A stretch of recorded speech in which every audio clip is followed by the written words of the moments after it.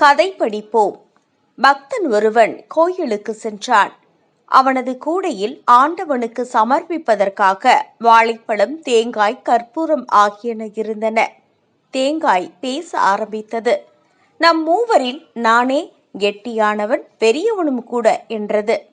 அடுத்து வாழைப்பழம், நமது மூவரில் நானே இளமையானவன், இனிமையானவன் என்று பெருமைப்பட்டு கொண்டது.